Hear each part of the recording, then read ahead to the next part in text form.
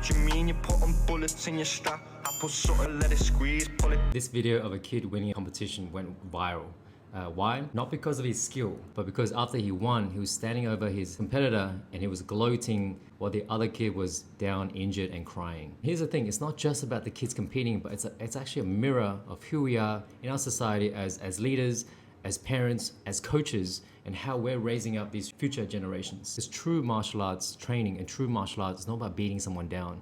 Although this kid had impressive abs and I'm sure he's got amazing skills, true martial arts is about cultivating your character. So not only being amazing as an athlete, but it's who you are as a person, as your character, that's what matters. It's about the respect, it's about the humility, it's about the honor. And when those values are missing, the moves, the medals, the belts, they mean nothing. The way you treat your opponents and the people around you in victory and in defeat, it says more about who you are than the trophy that you hold in your hands. And these lessons matter not only on the mats, but also in life. Because the truth is, one day that kid's not gonna be competing anymore, but the character that he develops and the way he displays is going to stay with him forever. So it's on us as parents, as leaders, as coaches to make sure that these lessons go deeper than the martial arts training. At Invincible HQ, we teach every single child there are 3 types of respect. Number 1, respecting yourself. So respecting yourself means everywhere you go, you hold yourself up high, having good posture, you carry yourself well. And also it's about resilience and not giving up when things get tough. Because when things are tough and you give up, you're showing a lack of respect for yourself. And I really want to build that into our kids to respect themselves, because I see a massive rise in anxiety, in depression, people are so stressed out today. I don't want our future generations to grow up and not being able to deal with that. The fundamental thing we need to build in them is self-esteem, self-respect, self-confidence. And if they have that, that serves as that foundation for them to be able to handle things like stress, difficult situations, and build the resilience to keep on going when things get tough. And that sets the foundation for them to succeed in life. Number 2, respecting others, having good character, having morals, having humility, how to show honor and respect to everyone around them, whether it be if it's their parents, their coaches, their friends, their peers, everyone around them. And we even take it down to the level of fundamentals such as how do we shake hands, how to make eye contact. When someone's talking to you, having active listening to make eye contact and shutting everything off, and instead of trying to play things in your mind while they're talking, think about how you're going to respond. It's just courtesy. I feel like these are fundamental values and etiquette that's so important as the fabric of our society. The respect you have for another human being, the respect to be able to be open to their ideas, be open to their views. I think it's such an important thing that will bring everyone people together, and showing kindness, showing appreciation.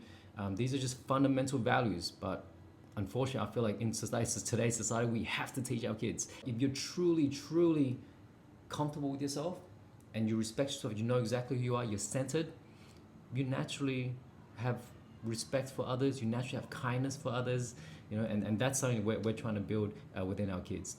And then the third type of respect is very simple, is the respect of your environment or your surroundings. So obviously we teach our kids to bow onto the mats. I teach the kids, we don't just bow for the sake of bowing because it's tradition. We bow because we want to say thank you. I want to teach our kids to have gratitude, to practice gratitude.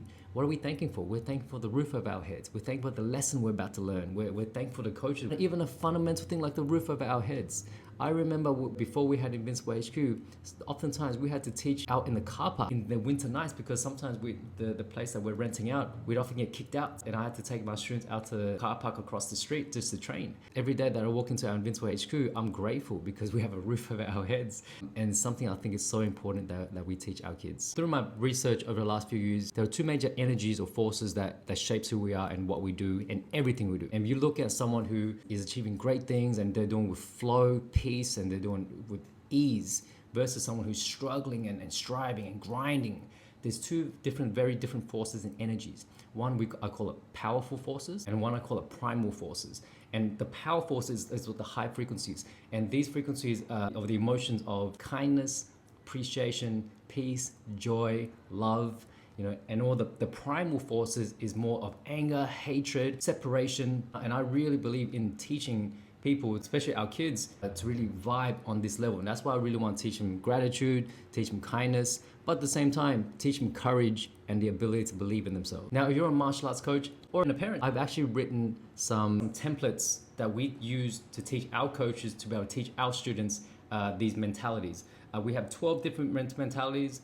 And I'm happy to share the first 3 with you, which is the 3 types of respect.